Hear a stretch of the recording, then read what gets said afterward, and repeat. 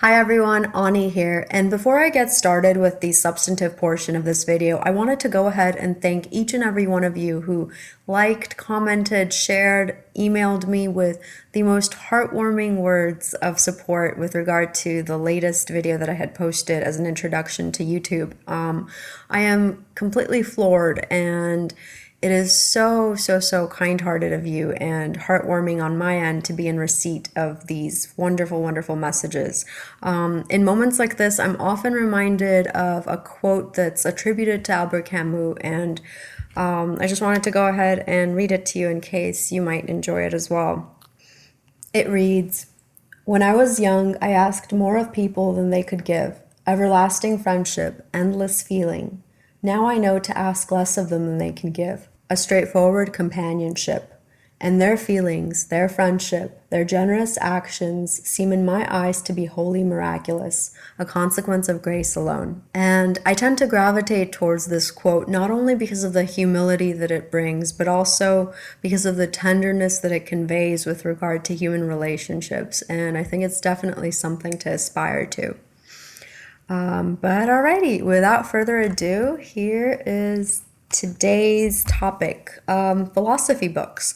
I am by no means an expert in philosophy. I did not study philosophy as an academic subject. I have only dabbled with it a bit, both in undergrad and in grad school, when I took a few political philosophy and political theory courses. Although my concentration was not in political theory, it was in international relations, but I am familiar with how dense philosophy could get. And so I thought I'd go ahead and talk about philosophy books with regard to fiction, for instance. And every time I post about philosophy books on Instagram, my heart sinks. Philosophy is meant to be discussed, scrutinized, explored together. And my heart sinks because people begin reaching out from an already deflated point of view, saying that they find philosophy to be too daunting. Others have lamented that it's too late for them to get into philosophy, as though philosophy books were a subject reserved for university days and musings and leisure time back then, and that even if they wanted to right now, they wouldn't know where to begin. With regard to not knowing where to begin, you have to start somewhere. Philosophy, like so many other things in life, is a web of knowledge, and the great part is that you are the weaver. So perhaps what holds you back from starting is the fear that you won't be able to master philosophy. But the good part is that no one is able to master philosophy. I don't even think it's meant to be mastered. Let that fear of big subjects and ideas be one that liberates you instead of holds you back from discovering philosophy gems in books. And if you really need a starting point, here you go. I have you covered. Start with Friedrich Nietzsche's Thus Spoke Zarathustra. I've used the translation with a preface by Walter Kaufmann. I'm not entirely sure if there are other translations out there. I've enjoyed this one, so I could wholeheartedly recommend it in isolation in that sense. But the book itself is a bit over 300 pages, and it's divided into a few parts, but don't let its brevity in a way sway you towards thinking that it's easy to tackle. I won't say that it is, but I do think it's a good introduction, not only to philosophy and literature, but also to Friedrich Nietzsche. Now, onto the part where people abandon philosophy and literature after a few pages because it's too daunting or convoluted. I'm going to wager and say that you've abandoned the book before even opening the book. Why? Because of expectation versus reality. We might pick up a book like Friedrich Nietzsche's Thus Spoke Zarathustra and expect it to read like a novel, confronted by the absence of a structured, linear, and clear-cut plotline. We might find disappointment and cast the book aside. Even worse, we might self-sabotage by labeling ourselves inept or unprepared or simply not smart enough to tackle philosophy. In truth, a writer like Friedrich Nietzsche does indeed make us work to dig for those philosophical gems that you might find. He won't simply hand them to us. After all, he is the guy who wrote A Book for None and All. But the reality of it is that we also tend to dive in with false expectations and false hope that books like Nietzsche's would read like a fiction novel. Or that the purpose they serve is a pleasure read. And that might not be the case. Philosophy books, at least the ones that I've encountered, are not for funsies, but that doesn't mean they're not rewarding. Perhaps if we shift our expectation just a bit, we'd be better able to tackle philosophy and literature. And what do I mean by this? A philosophy book is meant to be dissected and understood more so than simply read. That oftentimes requires engaging with the book beyond the surface level and treating roadblocks that you might encounter along the way not as dead ends, but simply as what they are, roadblocks. So it's my hope today that I could go ahead and walk you through some of the roadblocks that I've personally encountered or ones that I've heard others struggle with in an effort to identify them as culprits behind why you might think you can't tackle philosophy. For example, how can we overcome the roadblock of a philosophy book's structure? One way is to acknowledge before even beginning to read it, right off the bat, that the usual structure of a fiction novel is going to be absent here. You're not going to get a cast of characters like in War and Peace that you then might grow familiar with and be able to analyze along the way. They're oftentimes not going to stick around. For instance, you have in Friedrich Nietzsche's Thus Spoke Zarathustra, a jester and a whole set of characters that simply just disappear after Nietzsche makes his point or counter argument. The flow of philosophy and literature might feel jumpy and you might not recognize a linear plot, but that's okay. The key is realizing before you begin reading that that's the case and that it's meant to be that way.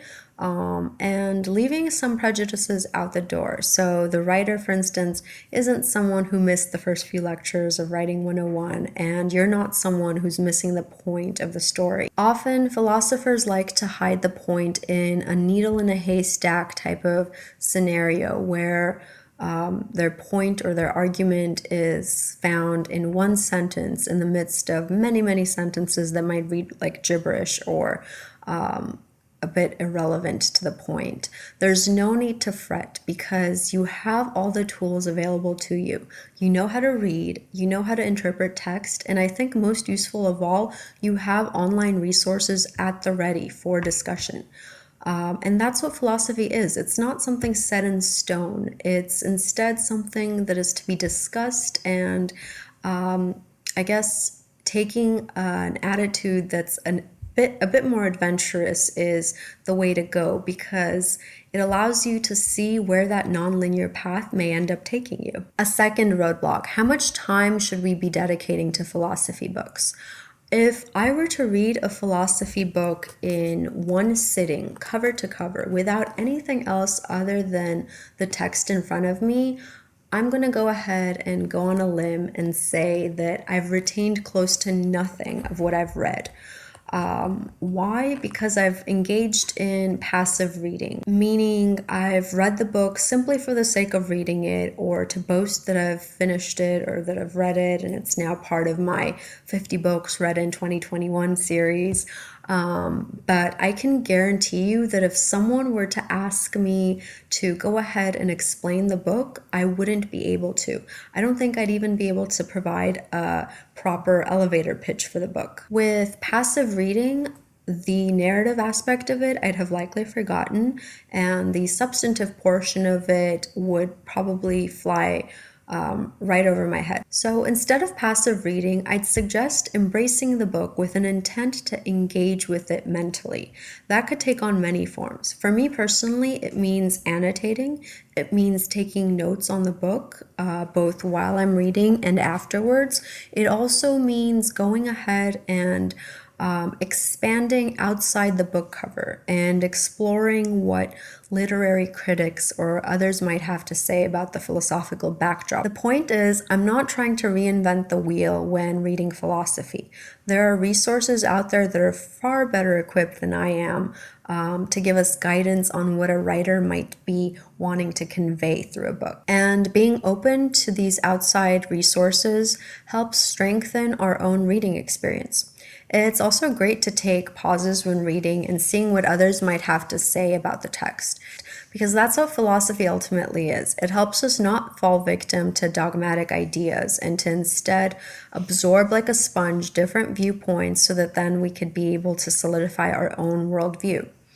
Reading a philosophy book, therefore, shouldn't be an isolated experience. We shouldn't be locking ourselves up in our rooms and prepared to rip our hair apart after we encounter a passage that's incredibly convoluted. Personally, if I hadn't dedicated some time to pre-reading preparation in the form of finding a podcast called Philosophize This, I wouldn't have developed a comfortable understanding of Nietzsche's symbolic stages of camel, lion, and child when I was reading the book. So if I were to tackle a book like Thus Spoke Zarathustra for the very first time, I'd hop on over to a web page such as the Stanford Encyclopedia of Philosophy and go ahead and do some digging on Nietzsche as a writer, as a philosopher, explore and see if I can find some reviews on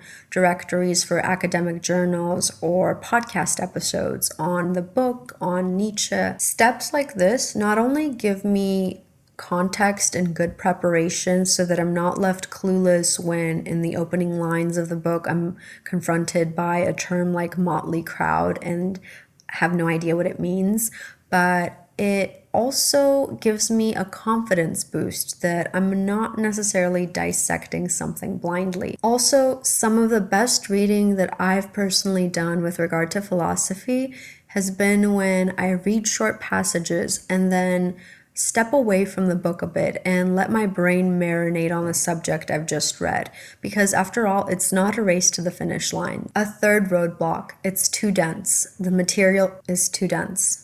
For this, I won't say philosophy is easy or requires minimal effort, because that's simply not the case. Philosophy is indeed very difficult and very dense. But your comfort level with philosophy is directly a function of how often and how deeply you engage with philosophical works.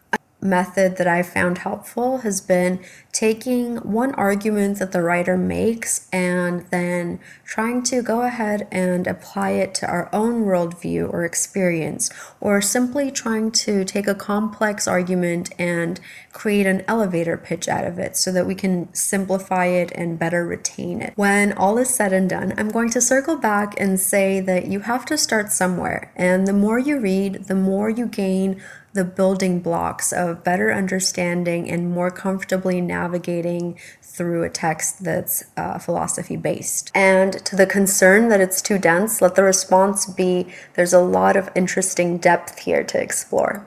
Alrighty, until next time, bye.